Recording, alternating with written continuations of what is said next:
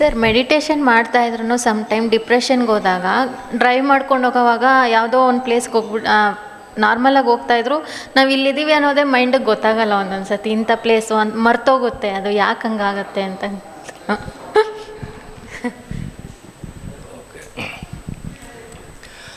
ಅದೇ ಸೊ ನಮ್ಮ ಬಾಡಿಗೂ ಮೈಂಡಿಗೂ ಕೋಆರ್ಡಿನೇಷನ್ ಇಲ್ಲ.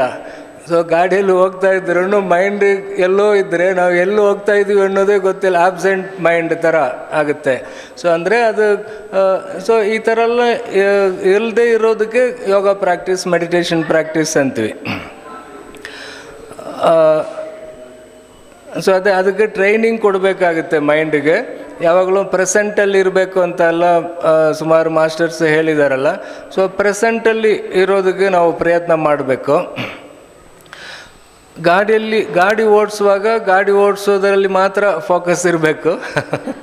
ಗಾಡಿ ಓಡಿಸುವಾಗ ಬೇರೆ ಯಾವುದೋ ಯೋಚನೆ ಮಾಡ್ತಾಯಿದ್ರೆ ಅವಾಗ ಎದುರುಗಡೆ ಹೋಗೋರಿಗೆ ಹೋಗಿ ಆಕ್ಸಿಡೆಂಟ್ ಮಾಡಿಬಿಡ್ತೀವಿ. ಸೊ ಅವಾಗ ತೊಂದರೆ ಆಗುತ್ತೆ. ಅದು ತುಂಬ ಡ್ಯಾಂಜರ್. ಆ ಥರ ಗಾಡಿ ಓಡಿಸುವಾಗ ನೀವು ಬೇರೆ ಏನೋ ಯೋಚನೆ ಮಾಡಿಕೊಂಡು ಗಾಡಿ ಓಡಿಸೋದು ತುಂಬ ಡ್ಯಾಂಜರ್. ನಿಮಗೆ ಮಾತ್ರ ಅಲ್ಲ, ಎದುರುಗಡೆ ಬರೋವ್ರಿಗೂ ಡ್ಯಾಂಜರ್. ಸೊ ಟೂ ವೇನಲ್ಲಿ ಅದು ಡ್ಯಾಂಜರ್. ಸೊ ಹಂಗಾಗಿ ನಾವು ಏನು ಕೆಲಸ ಮಾಡ್ತೀವೋ ಅದರಲ್ಲಿ ಫೋಕಸ್ ಮಾಡಬೇಕು ಅನ್ನೋದೇ ವೆರಿ ಬೇಸಿಕ್ ಅಥವಾ ಫಂಡಮೆಂಟಲ್ ಸ್ಪಿರಿಚುವಲ್ ಪ್ರಾಕ್ಟೀಸ್. ಒಬ್ಬರು ಮಾಸ್ಟರ್ ಹತ್ರ ಸ್ಟೂಡೆಂಟ್ ಕೇಳ್ತಾರೆ, ನಿಮ್ಮ ಥರ ನಾನು ಸಾಧನೆ ಮಾಡಬೇಕಂದ್ರೆ ಏನು ಮಾಡಬೇಕು ಅಂತ, ಅಥವಾ ನೀವು ಏನು ಮಾಡ್ತೀರಿ ಅಂತ ಕೇಳುವಾಗ ಅವ್ರ ಮಾಸ್ಟರ್ ಹೇಳ್ತಾರೆ, ನಾನು ಏನಿಲ್ಲ, ಊಟ ಮಾಡುವಾಗ ಊಟ ಮಾಡ್ತೀನಿ, ಸ್ನಾನ ಮಾಡುವಾಗ ಸ್ನಾನ ಮಾಡ್ತೀನಿ ಅಂತ. ನಾವು ಅದೇ ತಾನೇ ಮಾಡ್ತೀವಿ ಅಂತಾರೆ. ಸೊ ಆದರೆ ನೀವು ಹಂಗೆ ಮಾಡ್ತಾ ಇರಲ್ಲ. ಸ್ನಾನ ಮಾಡುವಾಗ ಬೇರೆ ಏನೋ ಯೋಚನೆ ಮಾಡ್ತಾ ಇರ್ತೀರಿ. ಊಟ ಮಾಡುವಾಗ ನೀವು ಇಲ್ಲಿ ಎಷ್ಟು ಜನ, ನಾನು ಬೇಕಾದ್ರೆ 100% ಯಾರು ಮಾಡಲ್ಲ ಅಂತ ನಾನು ಹೇಳ್ತೀನಿ. ಊಟ ಮಾಡುವಾಗ ಪೂರ್ತಿ ಊಟ ಮುಗಿಸೋವರೆಗೂ ನಿಮ್ಮ ಫೋಕಸ್ ಊಟದಲ್ಲೇ ಇದೆಯಾ? ಆ ಥರ ಇತ್ತು ಅಂತ ಯಾರಾவது ಕೈ ಎತ್ತುವರಿದ್ದೀರಾ? ಒಂದು ತೂತು 2 ತೂತು ಊಟ ತಿಂದರೆ ಅಷ್ಟರೊಳಗೆ ಬೇರೆ ಎಲ್ಲೋ ಹೋಗಿರುತ್ತೆ.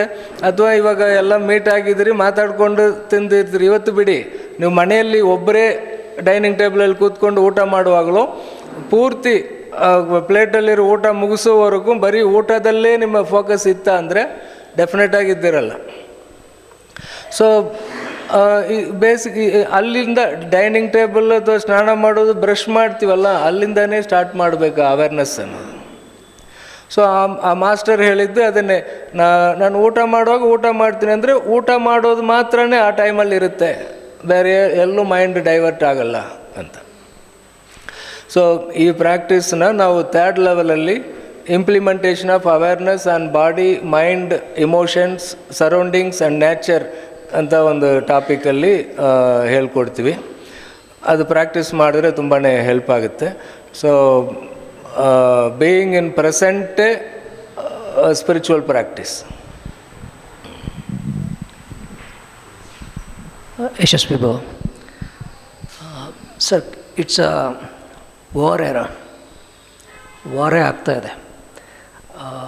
ರಷ್ಯಾ, ಯುಕ್ರೇನ್ ಮತ್ತು ಇಸ್ರೇಲ್ ಆ್ಯಂಡ್ ಹಮಾಸ್, ಲೆಬನಾನ್, ಆಮೇಲೆ ಇವಾಗ ಸಿರಿಯಾ ಕೂಡ ಆಮೇಲೆ ವಾರ್ ಹೋಗಿದ್ದಾರೆ. ಈ ವಾರ್ ಬಗ್ಗೆ ನಿಮ್ಮ ವ್ಯೂ ಏನು, ಮತ್ತು ಹ್ಯುಮ್ಯಾನಿಟಿ ಹೇಗೆ ವರ್ಲ್ಡ್ ಪೀಸನ್ನು ಅಟೈನ್ ಮಾಡಬಹುದು?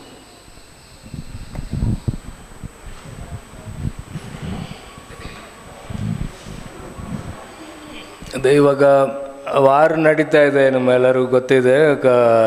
ರಷ್ಯಾ ಉಕ್ರೇನ್ ವಾರ್ ನಡೀತಾ ಇದೆ 1-2 ವರ್ಷದಿಂದ.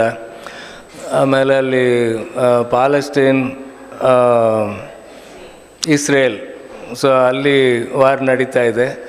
ಸೊ ಅದ್ರ ಬಗ್ಗೆ ಕೇಳ್ತಾ ಇದ್ದಾರೆ, ಯಾಕೆ ಇದೆಲ್ಲ ನಡೀತಾ ಇದೆ, ಈ ಥರ ವಾರ್ ಇಲ್ಲದೆ ಒಂಥರ ವರ್ಲ್ಡ್ ಪೀಸ್ಫುಲ್ಲಾಗಿರೋಕ್ಕಾಗಲ್ವಾ?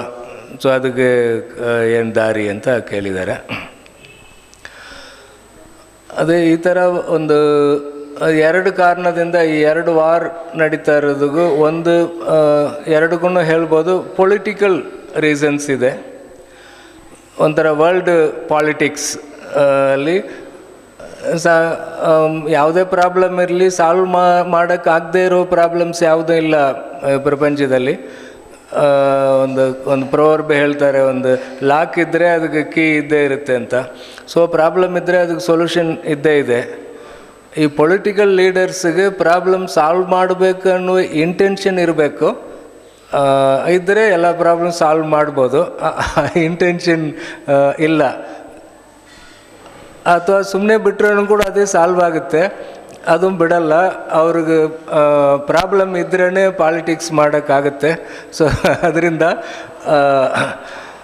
ಸೊ ಅದು ಫಸ್ಟು ಯುನೈಟೆಡ್ ರಷ್ಯಾ ಆ ಥರ ಇತ್ತಲ್ಲ, ಸೊ ಅಲ್ಲಿಂದ ಅವರು ಉಕ್ರೈನ್ ಸಪ್ರೇಟಾಗಿ ಹೋದಾಗ, ಈಗ ಇಲ್ಲಿ ಇಂಡಿಯಾದಲ್ಲಿ ಹೆಂಗೆ ಒಂದು ಜಮ್ಮು ಕಾಶ್ಮೀರ್ ಅಂತ ಅಲ್ಲಿ ಒಂದು ಉಕ್ ಇಟ್ಟಿದ್ದಾರೋ, ಸೊ ಆ ಥರ ಅಲ್ಲೂ ಕೂಡ ಒಂದು ಪ್ರಾಬ್ಲಮ್ ಇದೆ. ಇದು ಆ ಥರ ಸಪ್ರೇಟ್ ಆಗುವಾಗಲೇ ಅದು ಒಂದು ಫುಲ್ ಸ್ಟಾಪ್ ಇಟ್ಟು ಕರೆಕ್ಟಾಗಿ ಮಾಡಿದರೆ ಬರಲ್ಲ. ಬಟ್ ಪರ್ಪಸ್ ಆಗಿಯೇ ಅಲ್ಲಲ್ಲಿ ಒಂದು ಆ ಪ್ರಾಬ್ಲಮ್ ಇರಬೇಕಂತಾನೆ ಇಟ್ಟಿರೋ ಥರನೇ ಅನಿಸ್ತಾ ಇದೆ.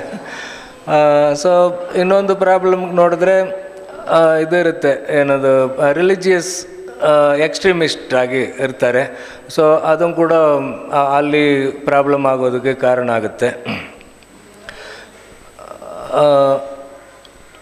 ಅದೇ ಏನಂದರೆ ರಿಲಿಜಿಯನ್ ನಾವು ಸಂತೋಷವಾಗಿರೋದಕ್ಕೋಸ್ಕರನೇ ಒಂದು ಎನ್ಲೈಟನ್ ಮಾಸ್ಟರ್ಸ್ ಒಂದಷ್ಟು ಮೆಥಡ್ಸನ್ನು ಕ್ರಿಯೇಟ್ ಮಾಡಿ ಇದನ್ನು ಫಾಲೋ ಮಾಡಿ ಅಂತ ಹೇಳಿಕೊಟ್ಟು ಹೋಗಿರ್ತಾರೆ.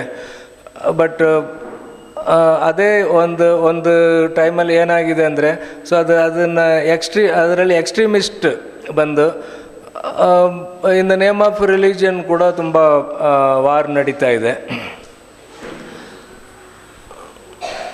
ಸೊ ಇದಕ್ಕೆಲ್ಲ ವಾರ್ ಇಲ್ಲದೆ ವರ್ಲ್ಡ್ ಇರೋಕ್ಕಾಗತ್ತಾ ಅಂತ ಒಂದು ಕ್ವಶನ್ ಬಂದರೆ, ಇದುವರೆಗೂ ನಾವು ಪಾಸ್ಟ್ ಹಿಸ್ಟ್ರಿನ ನೋಡಿದ್ರೆ ವಾರ್ ಇಲ್ಲದೆ ಇದ್ದಿದೆಯಾ ಭೂಮಿ ಅಂದರೆ ಇಲ್ಲ. ನೀವು ಮಹಾಭಾರತ ಕಾಲದಿಂದ ಹಿಡಿದು ಅದು ನಿಜಾನ ಅಥವಾ ಇತಿಹಾಸನೋ ಇರಲಿ, ಬಟ್ ಆ ಕಾಲದಿಂದನೂ ಕೂಡ ಆವಾಗಲೂ ವಾರ್ ನಡೀತಾನೆ ಇತ್ತು. ಸೊ ಇವಾಗಲೂ ಕೂಡ ನಡೀತಾನೆ ಇದೆ.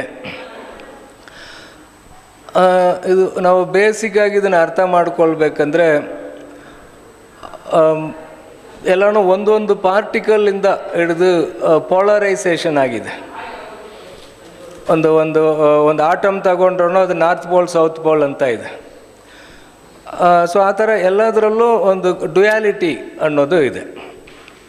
ಸೊ ಡ್ಯುಯಾಲಿಟಿ ಎರಡು ಅಂತ ಡ್ಯುಯಲ್ ಇದು ಇರುವಾಗ ಅಲ್ಲಿ ಒಂಥರ ಕಾನ್ಫ್ಲಿಕ್ಟ್ ಅನ್ನೋದು ಇದ್ದೇ ಇರುತ್ತೆ.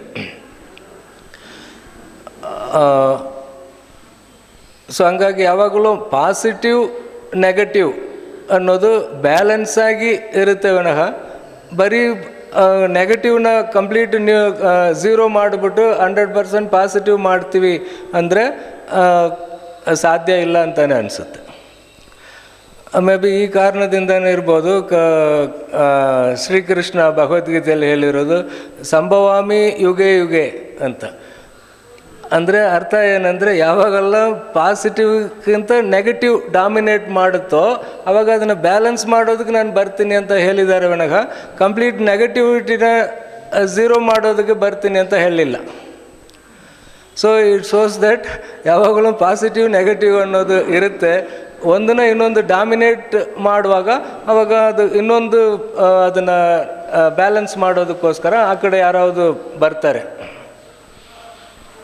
ನೀವು ಸರಿ ಎಲ್ರಿಗೂ ಧ್ಯಾನ ಹೇಳ್ಕೊಟ್ಬಿಟ್ಟು ಇದು ಮಾಡೋಣ ಅಂತ ನೀವು ಪ್ರಯತ್ನ ಮಾಡಿದ್ರೂ ಒಂದು 50% ಮೇಲೆ ಒಂದು 60% ಒಳ್ಳೆಯವರು ಆಗಿಬಿಟ್ರೆ ಆ ಕಡೆ ನೆಗೆಟಿವ್ ಸೈಡಿಂದ ದೊಡ್ಡ ವಿಲ್ಲನ್ ಒಬ್ಬ ಬರ್ತಾನೆ. ಸೊ ಅವಾಗ ಇದನ್ನು ಬ್ಯಾಲೆನ್ಸ್ ಮಾಡೋದಕ್ಕೆ ನಡೆಯುತ್ತೆ. ಮೇ ಬಿ ಆ ಥರನೇ ಅನ್ನಿಸ್ತಾ ಇದೆ. ಒಂದು ಯಾವಾಗಲೂ ಇದು ಪಾಸಿಟಿವ್ ನೆಗೆಟಿವ್ ಅನ್ನೋದು ಎರಡೂ ಇದ್ದೇ ಇರುತ್ತೆ. ಅದು ಒಂದು ತುಂಬ ಎಕ್ಸ್ಟ್ರೀಮ್ಗೆ ಒಂದು ಹೋಗುವಾಗ ಅದನ್ನು ಬ್ಯಾಲೆನ್ಸ್ ಮಾಡೋದಕ್ಕೆ ಇನ್ನೊಂದು ಬರ್ತಾ ಇರುತ್ತೆ. ನೀವು ಯೋಚನೆ ಮಾಡಿ, ಇವಾಗ ನಮಗೇನು ಪ್ರಾಬ್ಲಮ್ ಇದೆ, ನಾವು ಒಂದು ರಿಲಿಜಿಯಸ್ ಪೀಪಲ್ನ ನಮ್ಮ ದೇಶ ಬಿಟ್ಟು ಕಳಿಸ್ಬಿಡ್ಬೇಕಂತ ಮೆಜಾರಿಟಿ ಪೀಪಲ್ ಆಸೆ ಪಡ್ತಾರೆ. ಸರಿ, ಅವ್ರನ್ನ ಕಳಿಸ್ಬಿಟ್ರೆ ಪೀಸ್ಫುಲ್ಲಾಗಿರ್ತೀವ? ಅವಾಗ ನಾರ್ತ್ ಇಂಡಿಯನ್ ಸೌತ್ ಇಂಡಿಯನ್ ಅಂತ ಡಿವಿಷನ್ ಕ್ರಿಯೇಟ್ ಆಗಿ ಅವಾಗ ಜಗಳ ಬರುತ್ತೆ. ಸರಿ ನಾರ್ತ್ ಇಂಡಿಯನ್ಸ್ ಎಲ್ಲ ಓಡಿಸ್ಬಿಟ್ರೆ ನಾವು ಪೀಸ್ಫುಲ್ಲಾಗಿ ಇರ್ತೀವ ಅಂದರೆ ಅವಾಗ ಕನ್ನಡಿಗಾಸ್ ತೆಲುಗು ತಮಿಳ್ ಅಂತ ಜಗಳ ಸ್ಟಾರ್ಟ್ ಆಗುತ್ತೆ. ಸರಿ ಬರೀ ಕರ್ನಾಟಕದಲ್ಲಿ ಎಲ್ಲರೂ ನಾವು ಬೇರೆಯವ್ರನ್ನೆಲ್ಲ ಓಡಿಸ್ಬಿಟ್ಟು ಕರ್ನಾಟಕದಲ್ಲಿ ಹುಟ್ಟಿರೋರು ಮಾತ್ರ ಇದ್ದರೆ ಪೀಸ್ಫುಲ್ಲಾಗಿರ್ತೀವ ಅಂದರೆ ಒಂದು ಕ್ಯಾಸ್ಟ್ಗೂ ಇನ್ನೊಂದು ಕ್ಯಾಸ್ಟ್ಗೂ ಜಗಳ ಬರುತ್ತೆ. ಸೊ ಈ ಡ್ಯುಯಾಲಿಟಿ ಇರೋವರೆಗೂ ಅದು ಒಂಥರ ಪಾಲಿಟಿಕ್ಸ್ ನಡೀತೆ. ಸೊ ಅವಾಗ ಬರ್ತಾ ಇರುತ್ತೆ. ಸೊ ನಾವು ಪೀಸ್ಫುಲ್ಲಾಗಿರೋದಕ್ಕೆ ಪ್ರಾಕ್ಟೀಸ್ ಮಾಡಿ ಪೀಸ್ಫುಲ್ಲಾಗಿರಬೇಕು. ಹಂಗಾಗಿ ನಾವು ಸುಮ್ಮನೆ ಇರೋಕ್ಕಾಗುತ್ತಾ ಅಂದರೆ ಆ 50-50 ಬ್ಯಾಲೆನ್ಸಲ್ಲಿ ಇರೋದಕ್ಕೆ ನಾವು ಪ್ರಯತ್ನ ಮಾಡ್ತಾ ಇರೋದು. ಈಗ ನಾಳೆನೇ ಎಲ್ಲ ಈಗ 850 ಕೋಟಿ ಜನ ಇದ್ದಾರೆ ಅಂದರೆ ಎಲ್ಲರೂ ಯೋಗ ಅಥವಾ ಸ್ಪಿರಿಚುವಾಲಿಟಿಗೆ ಬಂದ್ಬಿಡ್ತಾರೆ ಅಂದರೆ ಬರಲ್ಲ. ಬಟ್ ನಮ್ಮ ಈ ಸಂಖ್ಯೆನ ಪಾಸಿಟಿವ್ ಸೈಡನ್ನು ನಾವು ಇನ್ಕ್ರೀಸ್ ಮಾಡೋದಕ್ಕೆ ನಾವು ಪ್ರಯತ್ನ ಮಾಡ್ತಾ ಇರಬೇಕು.